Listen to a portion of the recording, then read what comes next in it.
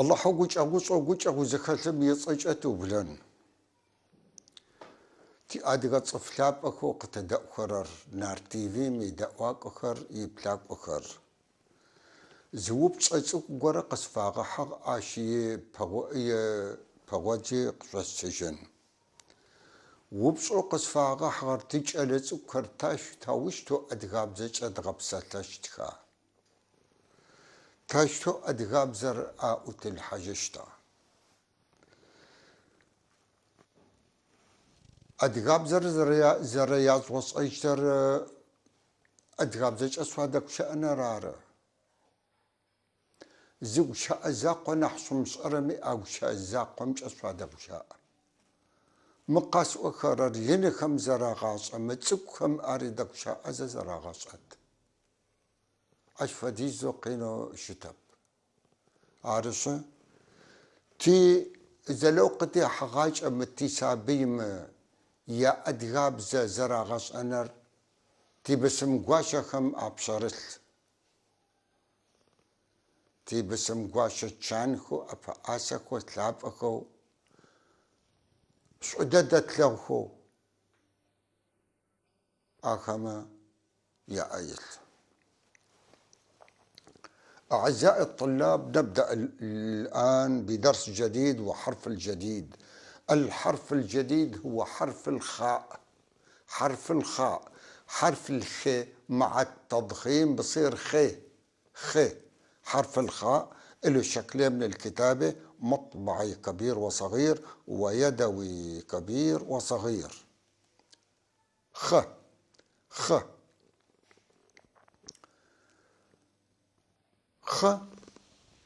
هالحرف هذا له معنى، هو انسج ومنا اجت كلمة بجخ العنكبوت الذي يغزل وينسج كثيرا. بجخ الذي يغزل وينسج كثيرا. إذن خ انسج يعني فعل أمر. على اليسار في رسمة مكنسة بخنش بخ.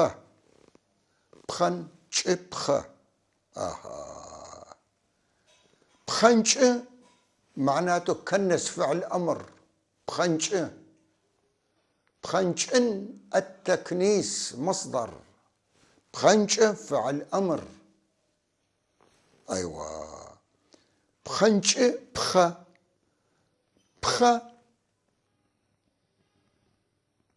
يعني ما بدنا نلبكن. بخنش معناته التكنيس. بيجي راح يجي معناته في وقته بالضبط. بخنش بخ ممكن يكون معناته خشب.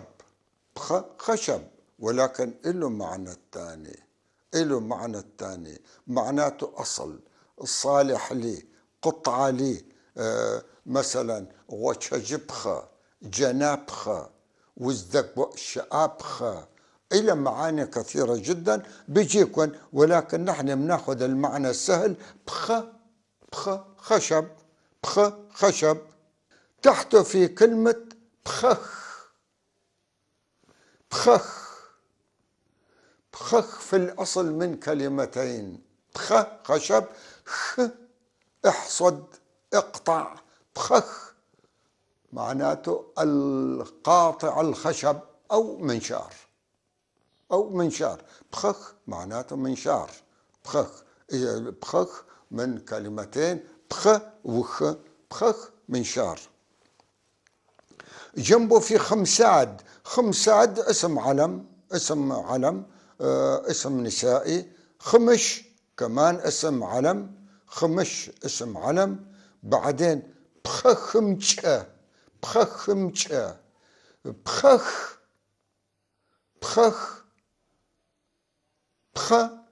خشب. بخخ منشار. بخخم الميم هنا بيجي يا اسم مجرور يا حرف جر يا مفعول به منصوب.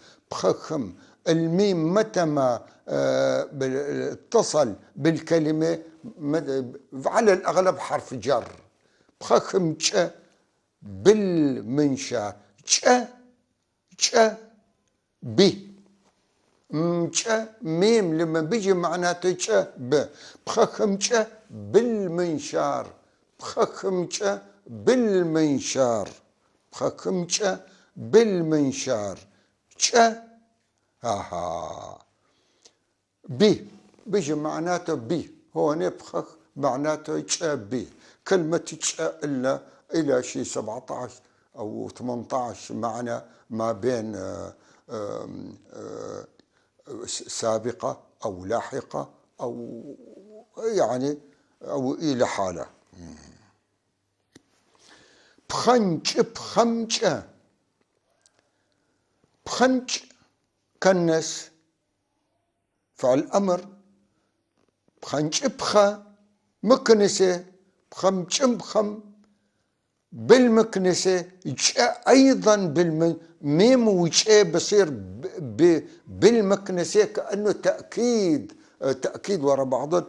بخنج بخمجة بالمكنسة. بالمكنسة بالمأشة يعني. إذن بخنج بخمجة بالمكنسة. في هنا عنوان الدرس نوم دأبأخ. نوم دأبأخ. نوى عجوز. نوى عجوز للأنثى. حجة عجوز للذكر. نوى طبعا نحن باللغة العربية منقول عجوز ومنقول ختيار يعني، ولكن معلش نوم دأبأخ. نوم هنا نوم دأبأخ المرء يساعدون المرأة. دأبأ معناته عاون ساعد أيد. دأبأ دأبأ دأبأخ يعاونون المرأة. يعاونون المرأة. نوم هون الميم إجا مفعول به منصوب. نوم دأبأخ. مرارا أن الفاعل والمفعول به يتقدمان على الفعل باللغة الشركسية على طول. أسماء الاستفهام يتأخرون عن الفعل أيضا، ما مثل اللغة العربية بيتقدموا، لا هون بيجي بآخر الكلمة. نوم دأبأخ. خمساد نوى. خمساد اسم العجوز خمساد. نوى يعني خمساد عجوز مرأة كبيرة بالسن. شألا يجاك أخر خمساد دأبأخ. شألا يجاك أخر. شألا ولد يجاك طالب أو قارئ. يجاك أخر قو بصير اسم فاعل. يجاك خ للجمع وال للتعريف. شألا يجاك أخر الطلاب المدرسة أو الطلاب الأولاد الطلاب أو اختصارا الطلاب. خمساد طبعا اسم العجوز. دأبأخ. دأبأ معناته يساعدون. دأبأ يساعد. إجا الخيل الجمع. دأبأخ يساعدون. شألا يجاك أخر خمساد دأبأخ. الطلاب طلاب المدرسة طبعا خمساد دأبأخ يعاونون يساعدون المرأة خمساد. نال مسرة لينرة بخنج بخمجة شاقر قاب خنج. في هون تعليق صغير معلش. نحن عنا بيقولوا قاب خجأة. قاب خجأة بخج بخا. لا معلش نحن بنقول بخنج بخا وقاب خنج وبخنج معلش في سبيل توحيد اللغة ما بين القبائل الشركسية كلها. ما في مجال.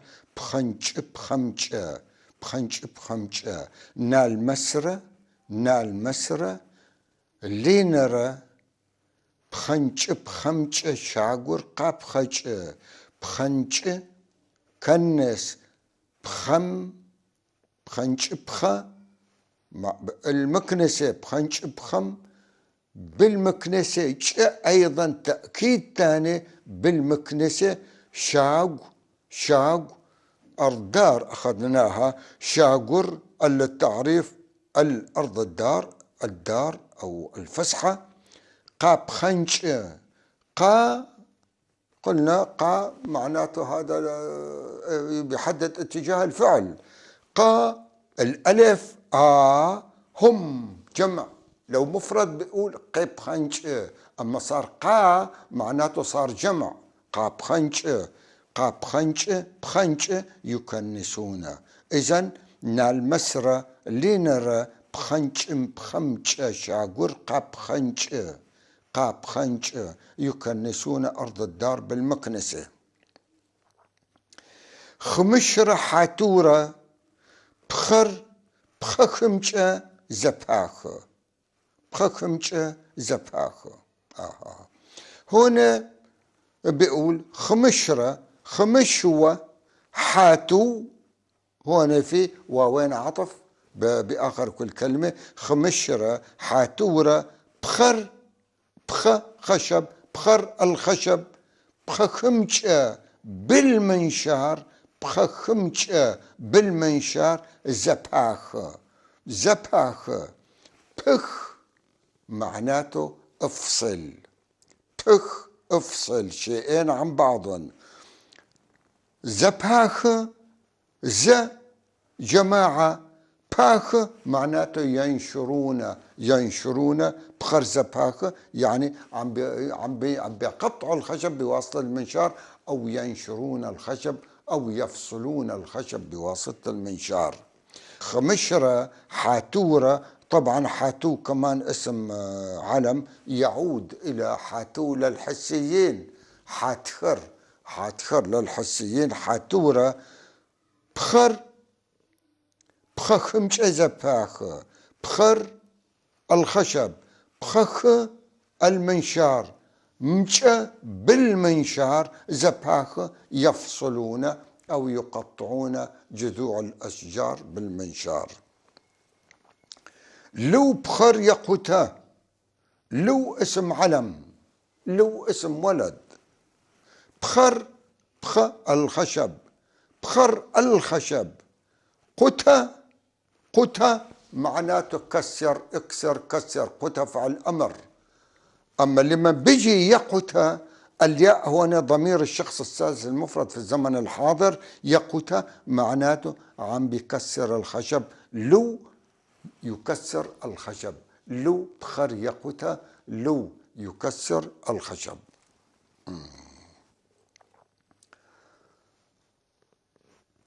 منعيد الدرس بسرعة خ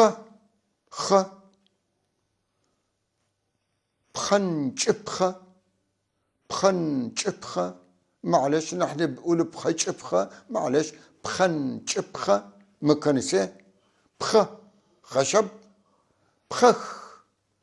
بخخ منشار خمساد اسم علم اسم العجوز هون خمش اسم الولد اسم الولد أو اسم عائلة كمان خمشخر اسم عائلة أيضا بخخمجة بخخ المنشار مجة بالمنشار بخخمجة بالمنشار بخمجة بالمكنسة بخنجة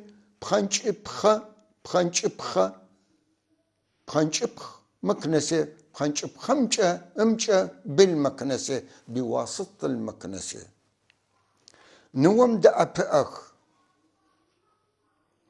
دأبأخ نوى عجوز نوم بصير مفعول به دأبأخ يساعدون العجوزة مفعول به منصوب نوم إذن الميم لمن بيتصل بالاسم بصير مفعول به منصوب بصير مفعول به منصوب أو مجرور على طول. خمساد نوه، خمساد عجوز. شألا يجاك وخر خمساد دا أبأخ.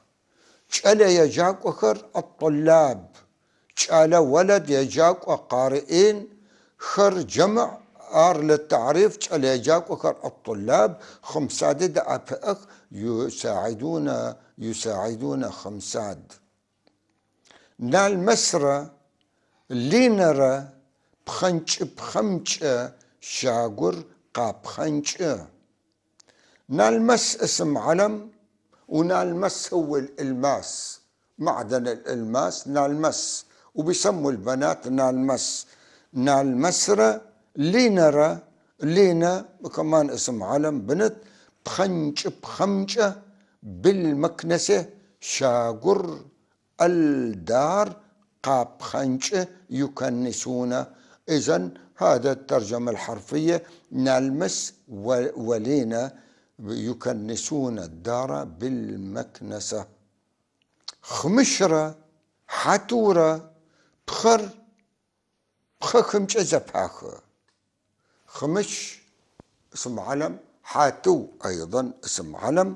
بخر الخشب خمش بالمنشار زباخ، يفصلون يقطعون ينشرون إلى آخره. زباخ يفصلون، عم بيفصلوا شيء عن شيء. لو بخر يقوتها، لو اسم علم الولد الخامس، الطفل الخامس. بخر الخشب يقوتها يكسر فعل مضارع. ضمير الشخص الثالث المفرد في الزمن الحاضر. يقوتها يشخ يس إلى آخره. أعزائي الطلاب، ننتقل الآن إلى كلمات الدرس وإلى قواعد الدرس. كلمات الدرس: بخنش، بخنش كنس فعل أمر. بخنش كنس فعل أمر. بخنش بخا، بخنش بخا مكنسة، مكنسة بخنش بخا مكنسة. بخا خشب، بخا لحاله خشب. أما في إذا إجت لاحقة بصير له معنى تاني راح نوصل له. بخخ منشار، بخخ منشار. بخا، بخا كلمة بخا إذا إجت لاحقة. بخا إذا إجت لاحقة بصير معناته صالح لي، مادة لي. مثلا بخا ودك شآبخا، يعني صالح لأن تحكي معه. جنابخا معناته قطعة يصلح لثوب. مثلا سيبخا قطعة للغطاء الخارجي الطويل اللي بيلبسوه الشراكس. إذا بخا، بخا لما بتكون موصولة بكلمة بالاسم بيجي معناته صالح لي أو مادة لي. شا بواسطة شا أو مشا، يا شا يا بيجي معه مشا بواسطة. نوى عجوز، نوى عجوز. قتا كسر، قتا كسر، قتا كسر فعل أمر. منعيد كلمات الدرس. بخنش كنس، بخنش بخا مكنسة. بخا خشب لحالة خشب. بخخ منشار. بخا لما بيكون موصول بكلمة بيجي معناته صالح لي، مادة يصلح لي. شا إذا اجت شا في آخر الكلام أحيانا كثيرا جدا يكون مسموم قبل الج بميم شالمج كذا ج بكره راح يجي معنا بالقواعد كمان هاد بواسطة شجو ققوا شمج ققوا اجت بالحصان نوع عجوز قتا كسر اكسر قتا. قواعد الدرس قلنا في الدرس السابق أنه في اللغة الشركسية في 4 حالات إعرابية. الاسم له 4 حالات إعرابية، إما أن يكون اسما مرفوعا. الاسم المرفوع عندنا ما يقابله باللغة العربية المبتدأ والفاعل ونائب الفاعل واسم إن واسم كان، هذول هن. حالة الرفع إذن هاي أولا حالة الرفع أو الاسم المرفوع. الحالة الثانية حالة الاسم المجرور أو المنصوب، الاسم المجرور أو المنصوب. الحالة الثالثة حالة الآلة أو الواسطة. الحالة الرابعة حالة الصفة. اليوم نبدأ بالحالة الأولى حالة الرفع. الحالة الأولى حالة الرفع، الاسم له 4 حالات. حالة الرفع ونسأل عنه بكلمة خط. خط للإنسان وسد للأشياء لغير الإنسان. مثال شالة ولد، شالر فتصبح الولد. خط نسأل عنه خط ققاغر شالر، شالر ققاغ، خط ققاغر شالر ققاغ. سد ققاغر شر ققاغ. سد لغير الإنسان، خط للإنسان، سد لغير الإنسان للحيوانات والأشياء أيضا. في كلمة ونا، ونا بتصير ونر، ونر، ونر. البيت اسم مرفوع اسم معرفة ونر، ونر يعني يا بيجي مبتدأ يا بيجي فاعل يا يجي نائب فاعل. ونسأل عنه بكلمة سد. سد يعني ماذا. خط للإنسان والسد للأشياء. ونا ونا. بسخوة بسخور. تشغ تشغر. قغاغة قغاغر. وسبس وسبسر. إذن الإر هذا نسأل عنه بسد. سد بأغر. ماذا معك؟ مثلا شالر سئغ، إذا في ولد صغير شالت سكر سئغ. إذن شالر نسأل عنه خط بأغر. سد بأغر إذا كان مع باقة ورد. سد بأغر قغاغ أرام سئغ. خط بأغر شالت سكر سئغ. سي شالت سكر سئغ. تي هنغمية شالت سكر سئغ. وهكذا. إذن الحالة الأولى هي حالة الرفع. حالة الرفع ونسأل عنه بخط للإنسان وسد للأشياء الثانية. حالة الرفع بيكون آخره آر. التعريف آر. شالة شالة شالر بسخوة بسخوة تكثر تكثر ونا ونر إلى آخره. هالإر هذا التعريف بصير اسم فاعل باللغة الشركسية، حالة الاسم الفاعل. أما إذا بيكون ما إنسان بيكون أشياء. مثلا ونا بصير ونر. ونر البيت. شغ شجرة. شجر الشجرة صار معرفة وصار اسم فاعل. وهكذا. إذن قواعد الدرس بنعيده مرة ثانية. حالة الرفع أو الأسماء في اللغة الشركسية لهم 4 حالات. أولهن حالة الرفع. حالة الرفع يكون بإضافة ار لآخر الاسم. شالة شالر بصير معرفة. أولا بينتقل من نكرة إلى معرفة، وثانيا بصير اسم فاعل.